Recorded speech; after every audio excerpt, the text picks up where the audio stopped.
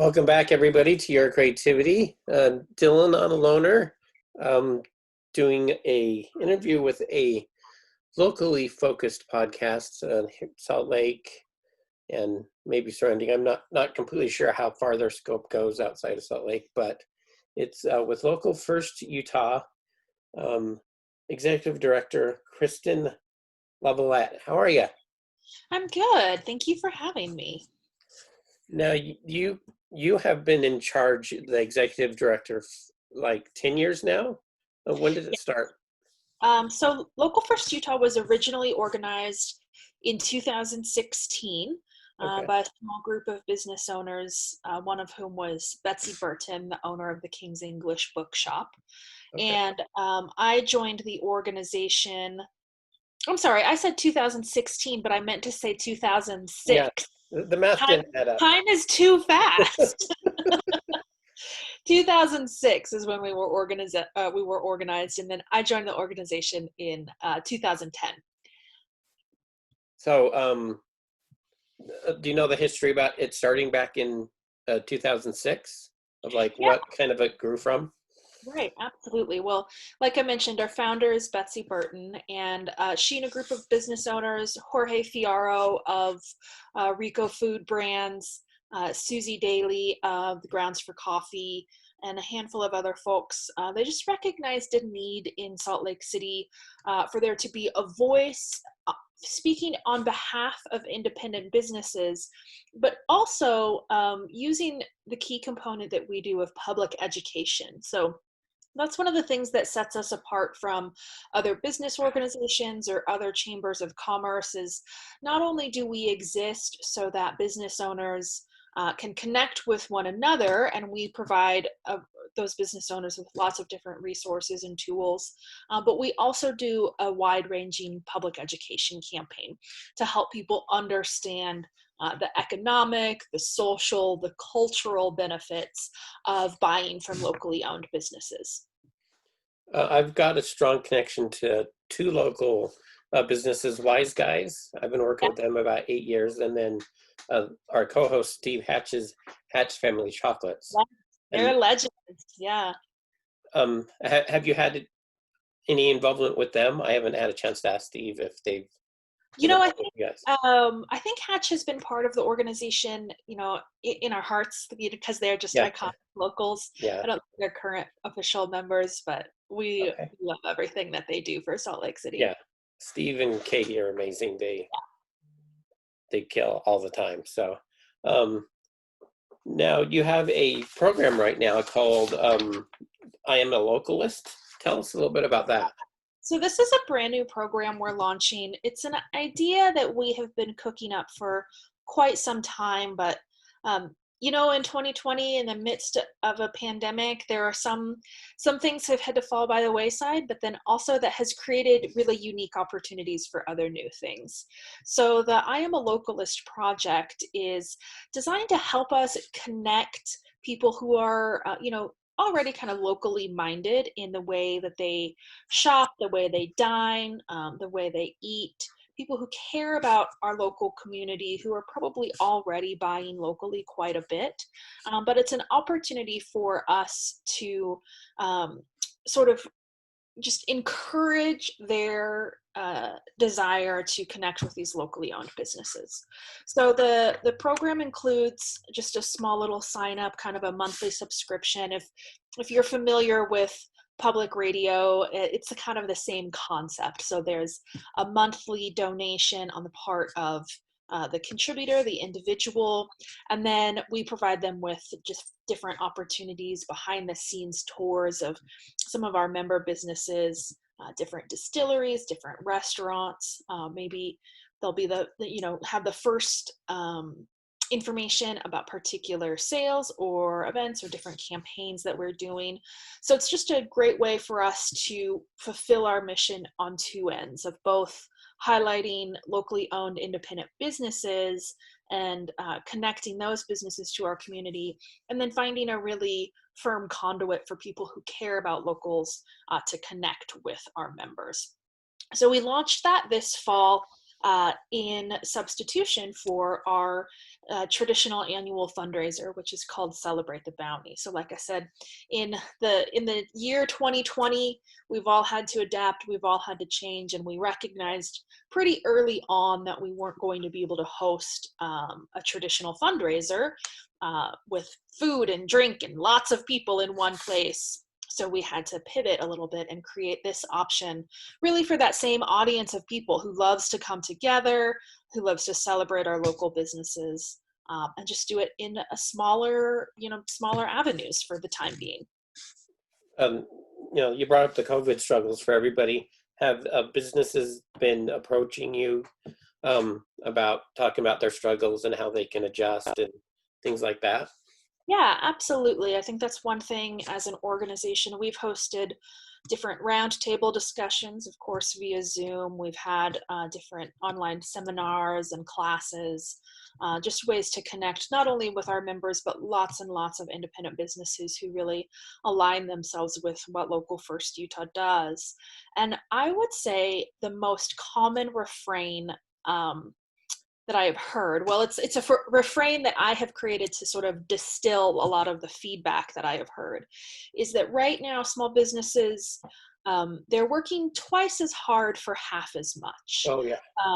A lot of them have been able to hang in there really better than they initially thought. In March, April, things looked really grim. But most of our small business community is, they're hanging on, some of them just by the skin of their teeth, but just the simple nature of all the way doing business has changed. Business owners they're working twice as hard as they used to. And small business owners are already the hardest working people I know. So. Yes, totally. Um, within the Localist project, you've got a field guide. Is that new every month, or is it like just one main one? Right. So we're going to update that every 6 months. Okay. So the reason for that is it houses two important components of our website, which are our member directory and then our blogs that we write about some of our members. And so we really have fun with these blogs. They tell these great behind the scenes stories of some of our members, and we'll be able to update the individual blogs. Every time we publish a new blog about a business, it'll also go in the field guide, because that's something that you can just easily insert into a document. But yeah, the directory aspect in that field guide, we're just going to update that twice a year, in September and in March, to have that information. But obviously our website is constantly refreshed and always new and updated. and you've also got in there 10 reasons to buy locally. I'm sad Steve wasn't able to join us, because he might have some thoughts on that. Do we want to run through that if you've got that available? Yeah, I can pull it up on our website too, just to talk through a few of them that are really some that I find to be the most compelling. And first and foremost is kind of the obvious, the reason that we talk about the most, which is that locally owned businesses keep more money in Utah's economy. Exactly. And I think people know that sort of intrinsically, but when you really dig into how and why it is that local businesses keep more money here, it's pretty fascinating. So we have what we call the Utah Studies series, which we conducted a handful of years ago, and we studied Salt Lake City, Ogden, and then Wayne County. So we got a great picture of the economies of our capital city, of a mid-sized city, and then of a very, very rural community. And when we put all of that information together, we found that for every dollar spent in a locally owned Utah business, 55 cents stays here in Utah, recirculating in our local economy, which is about a 4 times more multiplier effect. One thing that we're really proud of in this survey is that the sort of national average for other organizations like ours that have ever conducted a survey like that, like Austin, Texas, or folks in Chicago or Louisville, Portland, they have found in their communities that there was about a 3 times multiplier effect of money recirculated. But in Utah, we have a 4 times multiplier effect, which I think is really unique. It's really special. It's something we're very proud of. And so when I say 4 times more, etc., what I mean there is the kind of the standard is if you were to take $100 and you went and spent that at a big box store, at Target, at Walmart, at a Best Buy, about $13 would stay in Utah's economy recirculating. If you take that same $100 and you go spend that at the Stockist, you go spend that at Cafe Mondelez, you go spend that at the King's English, about $55 stays here recirculating. And that's largely because locally owned businesses do business with other locals. So you have those big box stores, their whole apparatus is in-house. All of their web design is in-house. All of their accounting is in-house. All of their payroll services are in-house. But a local business has to use other locals to accomplish those services. So that's how you keep that money just recirculating through our economy. And Salt Lake, it seems like automatically has that local community, already. And you guys, probably been a big part of that and its growth. Did you find that 10 Reason article? Oh yeah, so that's one of our 10 reasons for buying locally. Oh, okay, that's the first one. Okay. Some of the others? Yeah, let's go through some of the others. Okay, great. So what we call our reason number 2 for buying locally is you embrace the character of our community. So one of the things here that I like to talk about is that independent businesses really, they emerge from a sense of place. They really kind of define the unspeakable attributes of a town. We recently posted a blog about BTG Wine Bar, who is one of our members. And one of the things we talk about in that blog is that sort of the terroir of Utah's business community, and in the world of wine, terroir is the idea that the wine, you can identify where it was grown by the way that it tastes. And I think independent businesses have a very similar essence to them. They are part of the place where they grow. Some other reasons of our 10 reasons, you create local jobs. This is a great one. Local businesses are better than chains or giant online retailers like Amazon at creating more jobs per consumer dollar spent. So again, in a time like 2020 where we see the impact of what's going on in our economy, when we do choose to buy from locally owned businesses, we know we are helping people get back on their feet. We're helping those small businesses who did have to lay off a significant number of their employees early in the year. We're helping them recreate those jobs and get people back to work, which is very important. Very, yeah. Another reason to buy locally is that you help the environment. So there's lots of different aspects to this. This is sort of a choose your adventure of how you want to help the environment by buying locally. For one thing, when you buy from a local community, a neighborhood business somewhere in your own town, you're using less energy, resources, etc., to get your own, physical person to the store. As well, like I said, locals often will get their goods and services from other locals, so it's not as much energy and resources used to get to the product to that locally owned business. And then, of course, in a time when we are sort of naturally doing a lot of online shopping, the thing that happens with online shopping is you wind up with a box full of plastic or tissue paper or peanuts, and you have that extra cardboard box, and that adds up to quite a bit of waste. So when you buy from a locally owned business, there's less packaging waste as well. Yeah, it's usually just a bag that they give you to carry it out. Exactly. And you can sometimes even bring your own bag, which is yeah, a lot of places are doing that too. And like in California, our last trip to California, no plastic bags. You have to bring your own bag. Yeah.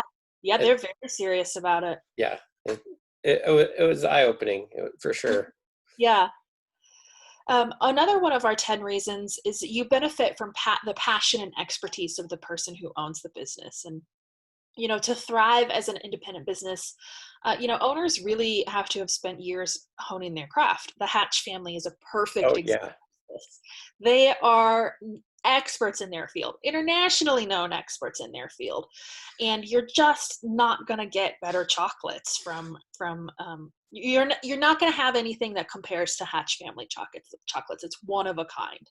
And so yeah, that dedication, not only to their product but also to the experience you have when they're in your store, that personal character, that commitment to customer service, that's something that really sets small businesses apart. Another extremely important, this is one of our more economic reasons, is that you keep your tax dollars here. Buying from locally owned businesses that are rooted in Utah ensures that both sales and property tax dollars are reinvested here in our communities. That keeps our roads paved, that pays for our schools, that supports our first responders, that supports our public and city parks. All of those sort of amenities to life in a community are built upon our sales tax and our property tax dollars. And yeah. I know everyone wants to save a nickel or dime here, but when it really comes down to it, if you are purchasing things online, and Amazon has been required, let me be clear about that. They didn't do it out of the goodness of their own heart. Has been required to close a lot of those sales tax loopholes within, their online sales. There are still ways to get around that on Amazon. It's not 100% that when you make a purchase on Amazon that you aren't that the sales tax is being paid, which you as the consumer are actually liable for. When you file your taxes in April, it's a little known fact, when you file your taxes, so I file mine just online, it's quick and easy, and one of the questions they ask is, have you purchased anything that has crossed state lines that you have not paid adequate sales tax for? And you look at that and you always think, no, I'm not importing. I'm not an importer exporter. This doesn't have anything to do with me. But every time you buy something online, if you haven't paid your actual sales tax at the point of service, that's what that question is in regard to. So it is something you're liable for as an individual. Good to know. Yeah, that was a little bit of a My wife tangent. does the taxes, so she probably knows, but I didn't fully know that before. I mean, I don't think the IRS is coming after anybody on that particular question, but it is there. Yeah. Part of life.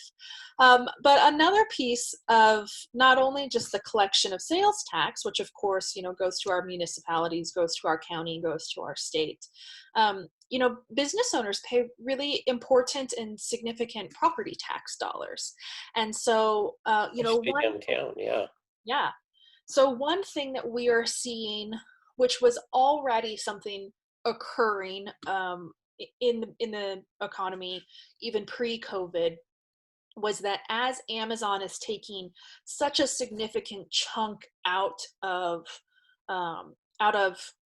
consumer transactions, is Yeah. that small businesses are closing, and then also cities are losing the property sales tax dollar, or the property tax dollars of those closed businesses.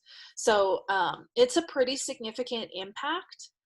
And particularly, I actually just published a little Instagram story on our Instagram about this today, is that so far in 2020, consumer spending on a national basis has only dropped by about 10%, which surprises me.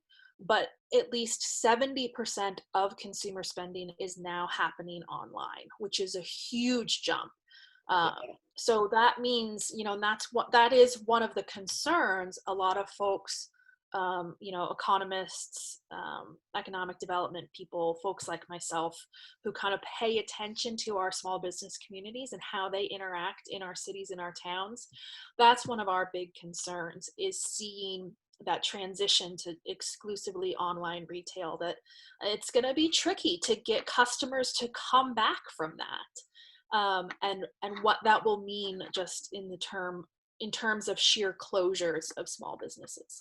Because once those small businesses close, we are at a juncture, both in Utah and nationally, where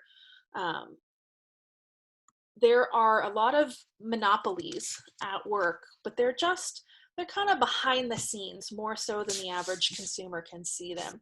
Amazon is definitely one of those that is kind of got a finger in every pie. And when those small businesses start to close, we're not likely to see them reopen or flourish again within it would take 10, 15, 20 years to be able to rebuild the small business ecosystem that we have right now. So yeah, I've noticed on the Instagram, I've the post of the is it called Open Streets, where you're Yeah. Motivating people to get out and visit the businesses. Yeah. Tell us a bit about that. Yeah, so that is actually a project of Downtown Alliance, but we are close partners with them. We love to support them in their work, and they support us in our work. And so Open Streets it's taking place every weekend, so Thursday, Friday, Saturday, Sunday, up until October 17th, I believe, is the plan currently. And what they've done there, 20 years ago, maybe 30 years ago, when Main Street was remodeled and redeveloped pre-Olympics, there was this vision that they built those big sidewalks, those big outdoor sidewalks, to have this sort of Parisian European cafe environment on Main Street. Yeah. And so what this particular Open Streets project is doing is it's helping those businesses to be able to expand their patio space. The Utah DABC has actually also been really cooperative in this process as well, to be able to expand that patio space. So now the restaurants can seat on the full sidewalk, and then the road itself is closed, and that becomes the pedestrian thoroughfare. So it's just a great way to get out into the heart of the city. You're still social distancing, you're still wearing masks, you're still following all of the appropriate hygiene protocols, but you can still have a good meal in downtown Salt Lake City. And there's a lot of great restaurants downtown too. I'm discovering new ones all the time. Right. And some have closed and may not open. Where was I going to go with this next?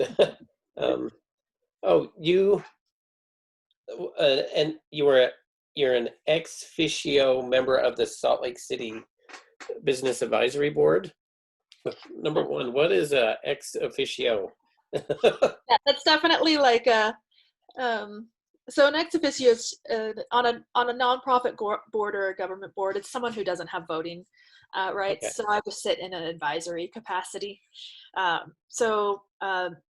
The Salt Lake City Mayor Business Advisory Board, it's actually a really fascinating board to sit on. It's something that economic development and the mayor and city council all kind of work together on. And there's different representatives from the business community on that board. And we meet monthly just to, like I said, advise the economic development department, advise the mayor on any policies that they are issuing, just in regards to how that impacts the small business community. And I've noticed a couple of people that are on the board or been on the board, have been past guests on the podcast. We've had Angela Brown, Yeah. who's amazing for local stuff with Craft Lake City and Slug Magazine, everything. And Stephen Labram, we found him through Three Irons. Tell us about your experience with him, because I knew he kind of did this, but I didn't know his scope. Oh, sure. I haven't seen Stephen in a couple of years. I think his term on the board has passed, but so he was the board chair for a couple of years, and really in that role, he just sort of kind of set the vision for the year, help to lead the meetings, super professional, really connected to the community. Okay. Are they a resource that business can contact and work with? Or Yes. So the business advisory board, because it is, a city meeting, it is open to the public. Currently, we are meeting online, so that makes it a little more difficult for us to be open to the public.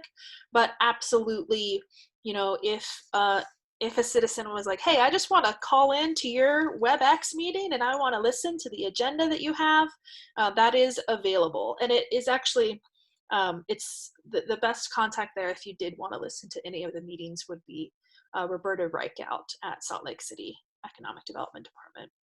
okay.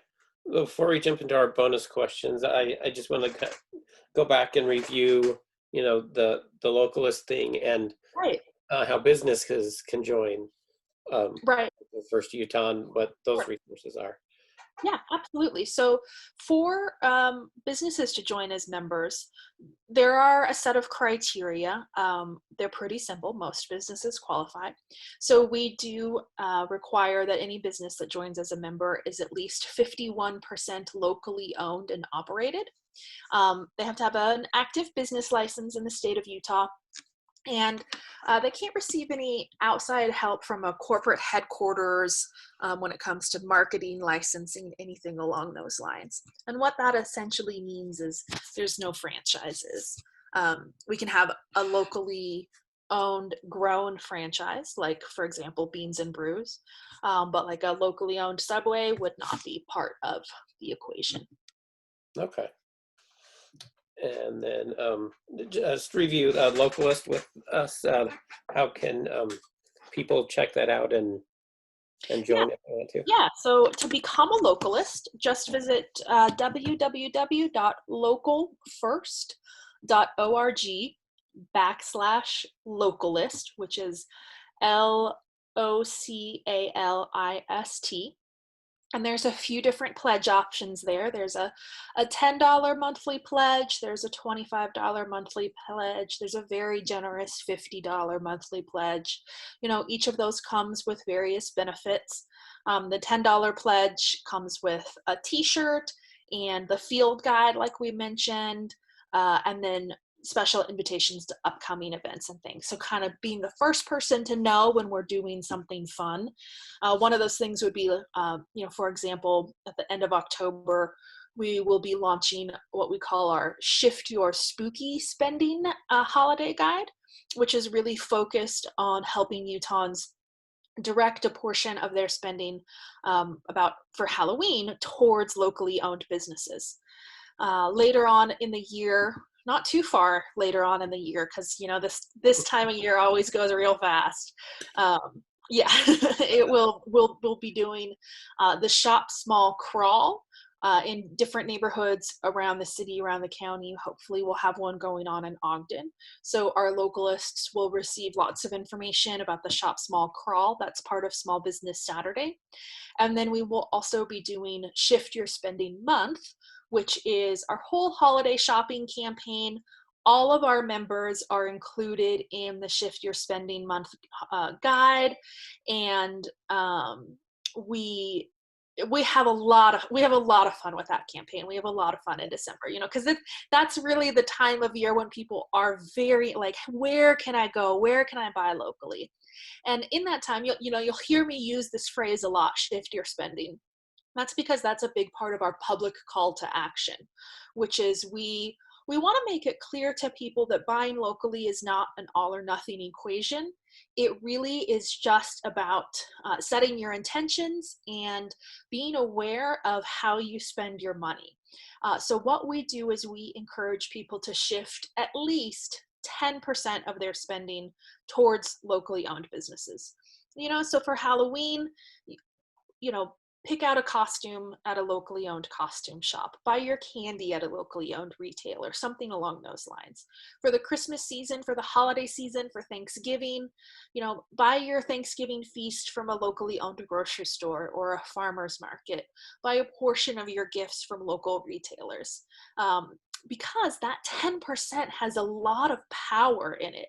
It doesn't seem like much in your ordinary course of action, but also from our Utah study series, we found that if every household in Utah, and there's actually quite a few more households in Utah than when we first published that study, but we found that if every household in Utah shifted just 10% of their annual spending towards locally owned businesses, $1.3 billion would stay in our state's economy, which is just a tremendous amount of money.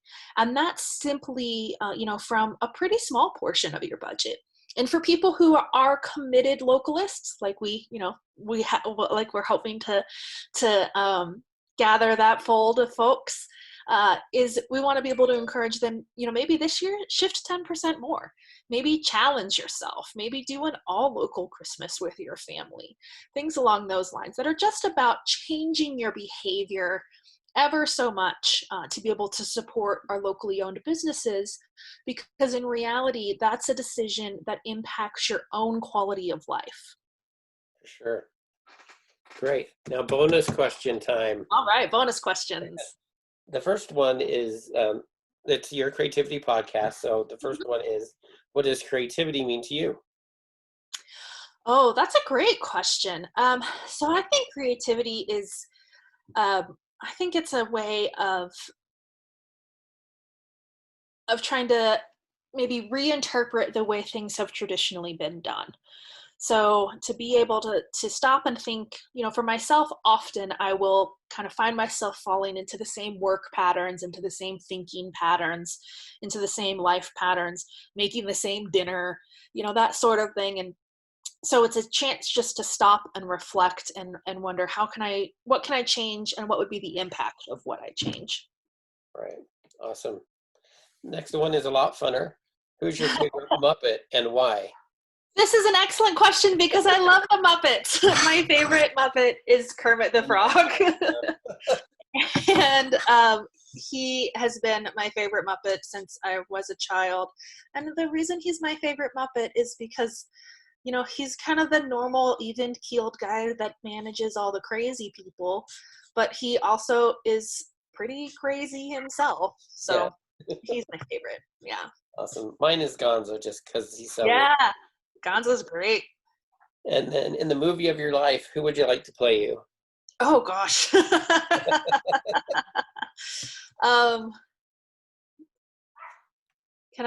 Do they have to be a living actress? No.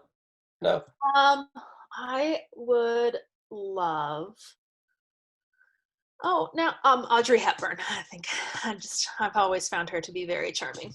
I can see that. Me, it's Sean Astin. Nice. Goonies never say die. Yep. Growing up, I thought Michael J. Fox, but then I discovered I own a mirror, and I'm not looking at Michael J. Fox. So moved on to more realistic Sean Astin. Yeah. What's all your social and the websites? Yeah. So all of our handles were super easy to find. It's always going to be at Local First Utah. Our website is simply localfirst.org. I'm pretty sure if you type in Local First Utah, though, it'll still redirect you. So at Local First Utah on Facebook, at Local First Utah on Instagram. We do have a presence on Twitter and on LinkedIn, although I will say the heartbeat of our social media presence is Facebook and Instagram. So those are the two places to follow us to get really good daily content about what's going on in our local business community. Excellent. Well, thank you, Kristen. We appreciate you coming on and telling us how to be more supportive of local business.